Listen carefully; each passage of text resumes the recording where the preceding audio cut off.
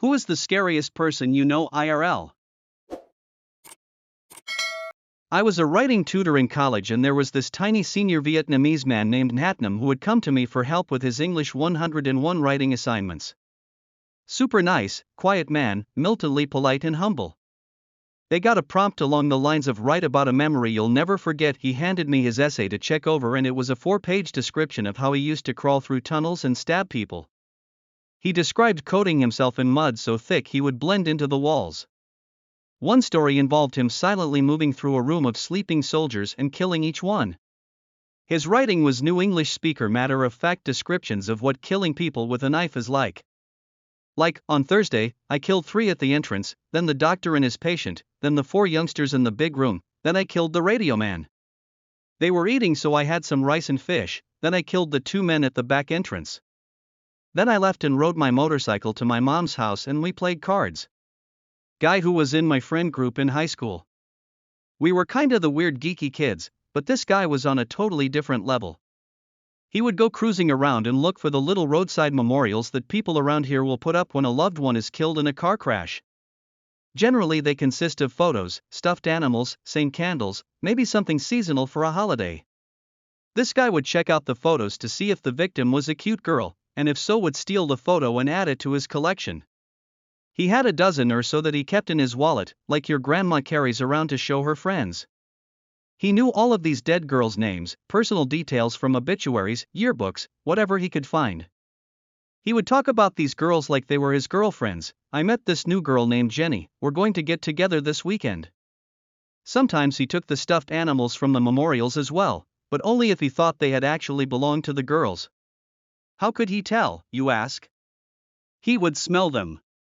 I still wonder how many young girls he's had chained up in a basement somewhere. My ex-fiancé's son. When he was 8 he would plan brutal ways to kill his father and then tell him about it in graphic detail when he was told no. He tried to take my son's head off with a shovel when my son told him no once, but we caught him at the last second. I refused to see him or have my kids around him after that. It all came out on a weekend visit. That kid is a psychopath. His father was in total denial. My grandma. She was part of the Croatian resistance during WW2 and would lure soldiers into the woods for them to be ambushed and murdered. She helped burn down a barn full of Nazis. She eventually fled to Tangiers where she stabbed a guy to death who tried to rape her. She then eventually earned enough money to make it to America where she settled in northern Minnesota. Again, someone tried to rape her on her walk home after work and she bit so hard on his lower lip and pulled that it basically peeled the skin down to his chin. I've seen her scare away wolves and bears with cooking pans. She smoked a pack and drank a pint of brandy a day until she died. She was just some tiny old lady, but she scared the hell out of me. My ex. He would get angry in the morning, go to work, have dinner together, visit the neighbors, put the children to bed and then throw me down a flight of stairs for the fight we had in the morning. I wouldn't have noticed a thing all day. My neighbor who stares out the window like they're in a horror movie. I was in a bad bar fight in Everett, Washington when a guy walked out to his truck. Reached into the back of the truck, pulled out an axe handle and walked back to the bar. He held out the axe handle and broke it in half while saying, "I'll finish this." I left. I once had a job at a company that employed a murderer as a security guard, obviously before he was known to be a murderer. He seemed like a fairly nice but rather moody young man. While I was working there, a child in the broader community disappeared from her home one evening, and it was all over the news by the next morning. I got into work, and there he was at his post, grinning silently, while his colleague explained that the missing girl was from his neighborhood, and that he had stayed up late assisting police and neighbors in the search. Unfortunately, they had found no sign of the girl, and she remained missing for more than a year. I'm sure by now you have figured out that this young security guard was the one who took that poor child and killed her, and what's more, he stashed her body in cold storage on the premises of my workplace. This gruesome fact was revealed some years after he left his job, when he casually confessed the crime to his girlfriend. It was later discovered that he had also killed an older woman, at least a year before he was hired at my company. As a security guard, he wasn't scary in his manner, ever. That's what makes my memory of him so scary now. My dad was. He was a hoarder. Like on TV. Someone gave me a cordless drill for a birthday and he found out about it. He wanted to borrow it, so I said okay. Fast forward 6 months and I asked him to return it. He did. But the creepy thing was I saw him drive up to my house beforehand and look at my windows. He couldn't see me looking out. He had the coldest, nastiest look on his face. He was beyond pissed, into dangerous territory. You just can't see a person the same way after you've been given a glimpse inside. It makes me chilled even now. My father. He died 2 years ago, but the man was a monster. The only emotion he seemed to feel was rage. I wouldn't even call it anger, it was so extreme. I felt safer handling venomous snakes, he was that bad. This guy worked with my dad, who came to my birthday parties, watched me as a kid, was a dad, a family man, and killed his wife in a fit of rage when he found out she wanted a divorce. In front of his kids he killed her with 17 strikes with a kitchen knife. This dude served his 12-year sentence and walking around again. If I'd ever see him I'd run. My ex-husband. He told a friend that if he wanted me dead all he'd need to do is drive the van at a wall at 70 miles an hour and unclip my seatbelt. I was sitting in the room at the time. Needless to say, I divorced him. Nastiest piece of work I ever met. I was talking about this with my family last night. One of my aunt's husband is the kind of people with evil in his heart that reflects on his appearance. That guy kills the grass he stands on, he exudes so much malice. He beats her and used to beat his children constantly, that is until they grew up and could stand up to his gigantic ass. He is unkind to everyone he meets, and no one or anything is ever good enough for him, except his own relatives, who are all narcissistic, entitled people.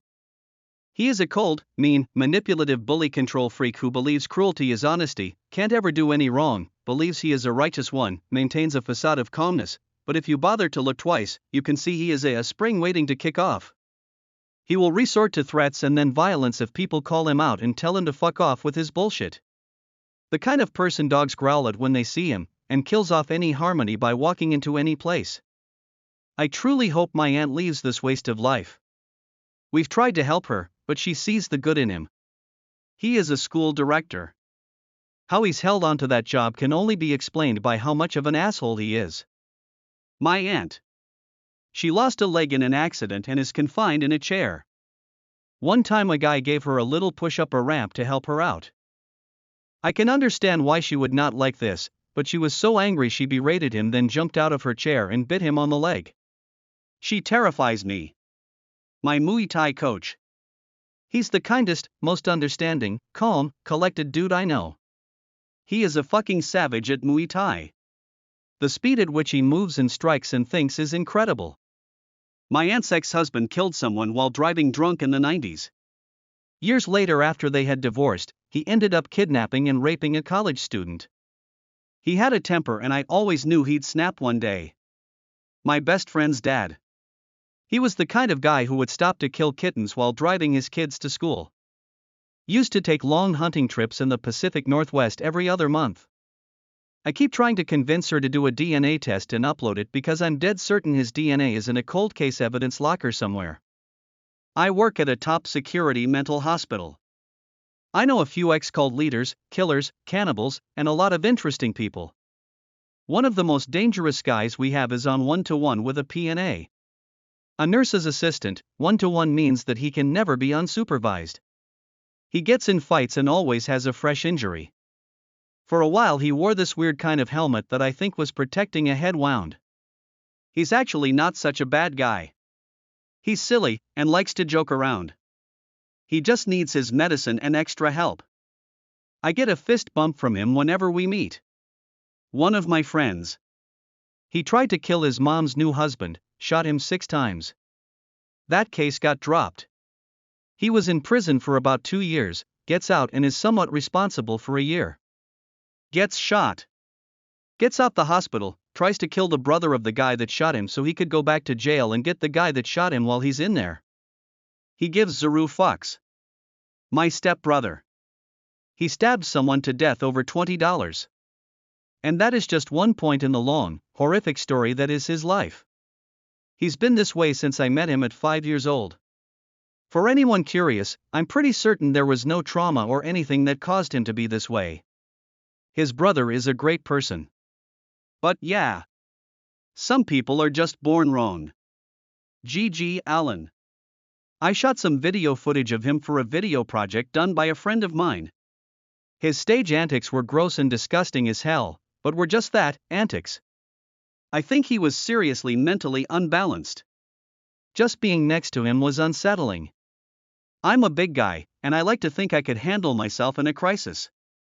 But just standing next to GG, I felt the most I gotta get the fuck away from him dread I've ever felt in my life. The scary/crazy just emanated from him. We had this longshoreman who called himself Indian. He had a bad temper, 6 feet 0 inches, 210 pounds, mean, not especially bright. He was Union, but his supervision was scared of him, so he was hard to get rid of. Finally he got in a fight with a crane operator and was replaced. On the river you don't mess with the crane operator. I had inherited Indian, so I had only had to deal with him for a few months, but word got around that he thought it was my fault that he was let go. A few months later I heard that Indian was in jail. He had gotten involved in a bar fight and hurt some guy. By coincidence, I had a check for Indian. It was some deposit on returned equipment, maybe $300. I knew the sheriff in the area. I asked him to find out what Indian wanted us to do with the money. A few days later, the sheriff called. He said I could either mail it or bring it to him to deposit. It was only about a half hour away, so I decided to take a ride to see Indian. I gave him the check, asked him how his case was going. Not good. The guy had a broken neck, fractured skull. When I was almost finished I asked him what kind of Indian he was. He said he didn't give himself that fucking name, some boat pilot did. He was full-blooded Italian. I haven't seen him in over a decade. But I used to get rides to work from a guy who liked to tell stories of his criminal background. He robbed 7 banks along a single stretch of road outside Cleveland in the 90s. Just got out after a 20-year stint in federal prison, even showed pictures of the cartel boss and mob boss he befriended in prison. Used to tell me how he kept a mask and a pipe in the car in case he needed them. I figured he meant a weed pipe since he smoked a lot, the K2 stuff because he was on parole and couldn't smoke the real stuff. Then he whipped out a lead pipe and Halloween mask. Then there's the story of him gutting a bouncer in front of a club because he was being dick and refusing to let him back inside. Never met a guy who scared me as much as that dude. Especially when he got a chihuahua from a kennel who had kennel cough, used to talk about the ways he'd murder the original owner because of how he knew it was abused before. He was really sweet with that dog, even gave it a baby voice when he dropped me off with my girlfriend after work. My ex-Marine got my name tattoo on him a month after meeting me. Expert in interrogations, he then used that to convince me of many things while he destroyed my identity slowly over time. He physically assaulted me many times and got away with it due to the isolation level he had kept me at. If someone didn't hear our last argument, I would be gone today. He also was diagnosed with schizophrenia during our marriage, and refused to take his medicine. He had delusion of being followed and of being poisoned by me. I still have a lot of therapy to get through. It's already been 4 years since the divorce.